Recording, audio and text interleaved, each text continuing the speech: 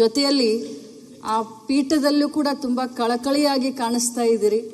ಅದಕ್ಕೋಸ್ಕರ ಮೊದಲನೇದಾಗಿ ತಮಗೆ ನಾನು ವೈಯಕ್ತಿಕವಾಗಿ ಮತ್ತು ಸದನದ ಪರವಾಗಿ ಅಭಿನಂದನೆಯನ್ನ ಸಲ್ಲಿಸಲಿಕ್ಕೆ ಬಯಸ್ತೇನೆ.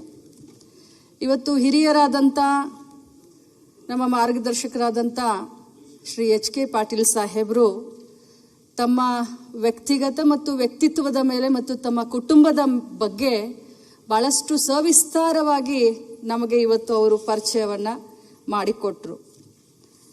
ಅದರಲ್ಲೂ ತಾವು ವಿಶೇಷವಾಗಿ ನಮ್ಮ ಉತ್ತರ ಕರ್ನಾಟಕ ಭಾಗದಿಂದ ಆಗಿರೋದ್ರಿಂದ ನಮಗೆ ಒಂದು ವಿಶ್ವಾಸವಿದೆ, ಈ ಒಂದು ಸದನದಲ್ಲಿ ಉತ್ತರ ಕರ್ನಾಟಕ ಭಾಗದ ಅಭಿವೃದ್ಧಿಗೋಸ್ಕರ, ಅದರಲ್ಲೂ ಮಹಿಳೆಯರ ಬಗ್ಗೆ, ಯುವಕರ ಬಗ್ಗೆ ಮತ್ತು ಕೈಗಾರಿಕೆಗಳನ್ನು ಯಾವ ರೀತಿ ನಾವು ಬೆಂಗಳೂರು ಮೈಸೂರು ಯಾವ ರೀತಿ ಮುಂದೆ ವರಿತಾ ಇದೆ, ಬಳ್ಳಾರಿ ಆಗಿರ್ಬೋದು, ವಿಜಯನಗರ ಆಗಿರ್ಬೋದು, ಆ ರೀತಿ ನಮ್ಮ ಒಂದು ದಾವಣಗೆರೆಯಿಂದ ಆಚೆಗೆ ನಮ್ಮ ಉತ್ತರ ಕರ್ನಾಟಕ ಕೂಡ ಕಿತ್ತೂರು ಕರ್ನಾಟಕ ಭಾಗ ಅಂತ ಹೇಳ್ತೀವಿ, ಅದರ ಒಂದು ಅಭಿವೃದ್ಧಿಗೆ ಪೂರಕವಾದಂಥ ಚರ್ಚೆಗೆ ತಾವು ಅವಕಾಶವನ್ನು ಮಾಡಿಕೊಡ್ತೀರಿ ಅನ್ನುವಂಥ ಭರವಸೆ ನಮಗೆಲ್ಲರಿಗೂ ಇವತ್ತು ಮೂಡಿ ಬರ್ತಾ ಇದೆ. ಸನ್ಮಾನ್ಯ ಅಧ್ಯಕ್ಷರೇ, ಇಲ್ಲಿ 224 ಶಾಸಕರು ನಾವು ಜನರಿಂದ ಆರಿಸಿ ಬಂದಿದ್ದೇವೆ. ಜನರ ಕಷ್ಟಗಳಿಗೆ ಸ್ಪಂದಿಸಿ ಹೋರಾಟ ಮಾಡಿ, ಯಾಕಂತಂದ್ರೆ ಸ್ಥಳೀಯ ಮಟ್ಟದಲ್ಲಿ ಏನೇನು ಸಮಸ್ಯೆಗಳಿರ್ತಾವೆ ಅಂತ ಹೇಳಿ ಇಲ್ಲಿ ಆಡಳಿತ ಪಕ್ಷದವರಾಗ್ಲಿ ಅಥವಾ ವಿರೋಧ ಪಕ್ಷದವರಾಗ್ಲಿ ಅದರಲ್ಲಿ ವ್ಯತ್ಯಾಸ ಇರೋದಿಲ್ಲ. ಪ್ರತಿಯೊಬ್ಬರೂ ಕೂಡ ನಾವು ಜನರನ್ನ ಪ್ರತಿನಿಧಿಸಿ ಇಲ್ಲಿ ಬಂದಿದ್ದೇವೆ. ತಮಗೂ ಕೂಡ ಅಗಾಧವಾದಂಥ ಒಂದು ಅನುಭವ ಇದೆ. 8 ಬಾರಿ ಇಲೆಕ್ಷನ್ ಮಾಡಿದ್ದೀರಾ, 4 ಬಾರಿ ಗೆದ್ದಿದ್ದೀರಾ ಆ ರೋಣ ಕ್ಷೇತ್ರವನ್ನ. ನಾನು ಕೂಡ ತಮ್ಮ ಒಂದು ಕರೆಗೆ ಹೋಗಟ್ಟು ತಮ್ಮ ಕ್ಷೇತ್ರದಲ್ಲಿ 2 ಬಾರಿ ನಾನು ಕಾರ್ಯಕ್ರಮಕ್ಕೆ ಬಂದಿದ್ದೆ. ಇಡೀ ಕ್ಷೇತ್ರದ ಚಿತ್ರಣವನ್ನ ಬದಲು ಮಾಡಿದ್ದೀರಾ. ತಮ್ಮಂಥವರು ಕೂಡ ನಮಗೆ ಬಹಳಷ್ಟು ಮಾರ್ಗದರ್ಶನವನ್ನ ಮಾಡಿದ್ದೀರಾ.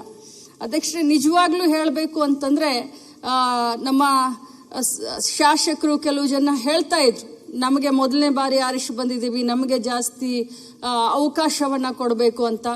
ಆದ್ರೆ ಅದರ ಜೊತೆಯಲ್ಲಿ ಅನುಭವದ ಮಾತುಗಳನ್ನ ಕೇಳಬೇಕು. ಯಾಕಂದ್ರೆ ನಾವು 2ನೇ ಬಾರಿ ಆರಿಸಿ ಬಂದಿದ್ದೀವಿ, ಈ ಕಡೆ ಮೊದಲನೇ ಬಾರಿ ಇದೀವಿ, ನಮಗೆ ಅವಕಾಶ ಕೊಡಿ ಅಂತ ಹೇಳಲಿಕ್ಕೇನು ಸಾಧ್ಯ ಇಲ್ಲ. ಮಾನ್ಯ ಮಾಜಿ ಮುಖ್ಯಮಂತ್ರಿಗಳಾದಂಥ ಸಿದ್ದರಾಮಯ್ಯನವರ ಸಂಪುಟದಲ್ಲಿ ಕೆಲಸವನ್ನ ಮಾಡಿದಂತ ಒಂದು ಸಚಿವೆಯಾಗಿ ಕೆಲಸವನ್ನ ಮಾಡಿದಂತ ಅನುಭವ ಕೂಡ ನನಗಿದೆ. ಸೊ ಅನುಭವ ಉಳ್ಳಂತವರು 4 ಬಾರಿ 5 ಬಾರಿ ಗೆದ್ದಂತವರ ಮಾತುಗಳನ್ನು ಕೂಡ ಕೇಳಬೇಕು ಅನ್ನುವಂತ ಆಸೆ ಮತ್ತು ಹೊಸತನವನ್ನು ಕೂಡ ಆಲಿಸಬೇಕನ್ನುವಂತ ಆಸೆ ನಮಗಿರೋದ್ರಿಂದ ತಮ್ಮ ಒಂದು ಅಧ್ಯಕ್ಷತೆಯಲ್ಲಿ ಕರ್ನಾಟಕ ರಾಜ್ಯದ ಕಟ್ಟ ಕಡೆಯ ಮನುಷ್ಯನ ಒಂದು ಅವರ ಜೀವನಕ್ಕೆ ಒಳ್ಳೆಯದಾಗೋದನ್ನಾಗಿರಲಿ ಅಥವಾ ಸಾಮಾಜಿಕ ಕಾಳಜಿ, ಬದ್ಧತೆ ಮತ್ತು ನ್ಯಾಯಯುತವಾದಂಥ ಚರ್ಚೆಗಳು ಈ ಸದನದಲ್ಲಿ ನಡೆಯುತ್ತಾವೆ ಅನ್ನುವಂಥ ಒಂದು ವಿಶ್ವಾಸ ನನಗಿದೆ. ನಾವು ವಿಶ್ವೇಶ್ವರಯ್ಯ ಹೆಗಡೆ ಕಾಗೇರಿ ಅವರ ಒಂದು ಅಧ್ಯಕ್ಷತೆಯಲ್ಲಿ ನಾವು ಕೆಲಸವನ್ನ ಮಾಡಿದ್ದೇವೆ. ಅದೇ ರೀತಿ ನಮ್ಮ UT ಖಾದರ್ ಅವರು, ನಿಜವಾಗ್ಲೂ ಹೇಳಬೇಕು ಅಂತಂದ್ರೆ ಒಬ್ಬ ಸಭಾಧ್ಯಕ್ಷರು ಯಾವ ರೀತಿ ಕೆಲಸವನ್ನ ಮಾಡಬಹುದು ಅನ್ನೋದನ್ನ, ತಮಗೆ ಕೊಟ್ಟಂತ ಜವಾಬ್ದಾರಿನ ಯಾವ ರೀತಿ ನಿರ್ವಹಿಸಬಹುದು ಅನ್ನೋದನ್ನ ಒಬ್ಬರು ಯುವಕರಾದ್ರೂ ಕೂಡ ಅವರು ನಮಗೆ ತೋರಿಸಿ ಒಂದು ಮಾದರಿ ಆಗಿದ್ದಾರೆ. ತಮ್ಮ ಮೇಲೂ ಕೂಡ ನಮಗೆ ಅಷ್ಟೇ ವಿಶ್ವಾಸ, ಗೌರವ. ಯಾಕಂದ್ರೆ ತಮ್ಮ ಹಿರಿತನಕ್ಕೆ ಸಾಟಿ ಇಲ್ಲ.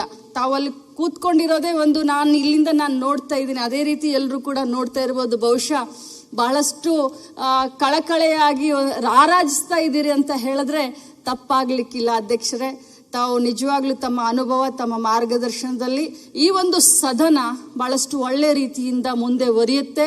ಇದರಲ್ಲಿ ಪಕ್ಷಾತೀತವಾಗಿ, ಯಾಕಂದ್ರೆ ಆ ಪೀಠನೇ ಪಕ್ಷಾತೀತವಾಗಿರೋದು, ಒಳ್ಳೆ ಮಾರ್ಗದರ್ಶನ. ಅದರಲ್ಲೂ ವಿರೋಧ ಪಕ್ಷದವರ ಮಾತನ್ನ ಜಾಸ್ತಿ ಕೇಳಬೇಕು ಅಂತ ಹೇಳಿ ನಮ್ಮ ಹಿರಿಯ ಮಂತ್ರಿಗಳಾದಂಥ ಮುನಿಯಪ್ಪ ಸಾಹೇಬರು ತಮ್ಮ ಅನುಭವದಲ್ಲಿ ಹೇಳಿದ್ದಾರೆ. ಎಲ್ಲರನ್ನೂ ಕೂಡ ಸರಿಯಾಗಿ ದುಗಿಸ್ಕೊಂಡು ಹೋಗ್ತೀರಿ ಅನ್ನುವಂಥ ಭರವಸೆ ನಮಗಿದೆ. ಪ್ರಾಮಾಣಿಕವಾಗಿ ತಾವು ಮಂತ್ರಿ ಆಗಬೇಕಾಗಿತ್ತು, ಆದರೆ ಪಕ್ಷದ ನಿರ್ಧಾರ, ಶಾಸಕರ ಒಲವು ತಮ್ಮನ್ನ ಆ ಪೀಠದಲ್ಲಿ ಕೂರಿಸಿ ಎಲ್ಲ ಮಂತ್ರಿಗಳನ್ನ ಕಂಟ್ರೋಲ್ ಮಾಡುವಂತ ಒಂದು ಶಕ್ತಿ ತಮ್ಮಲ್ಲಿ ಇದೆ. ತಮ್ಮ ಒಂದು ಪೀಠದಿಂದ ನ್ಯಾಯ ಎಲ್ಲರಿಗೂ ಸಿಕ್ಲಿ, ತಮಗೆ ಆ ಭಗವಂತ ಇನ್ನೂ ಜಾಸ್ತಿ ಕೆಲಸ ಮಾಡುವಂತ ಶಕ್ತಿಯನ್ನ ಕೊಡ್ಲಿ. ತಮ್ಮಿಂದ ನಾವು ಬಹಳಷ್ಟು ಕಲಿಯೋದು ಇದೆ. ಅಧ್ಯಕ್ಷರೇ, ತಮಗೆ ಒಳ್ಳೆಯದಾಗಲಿ ಅಂತ ಹೇಳಿ ಅವಕಾಶಕ್ಕೆ ಧನ್ಯವಾದವನ್ನ ಹೇಳ್ತೀನಿ. ನಮಸ್ಕಾರ. ಸನ್ಮಾನ್ಯ, ಆಗಲೇ ಸಮಯನೂ ಆಗ್ತಾ ಇದೆ.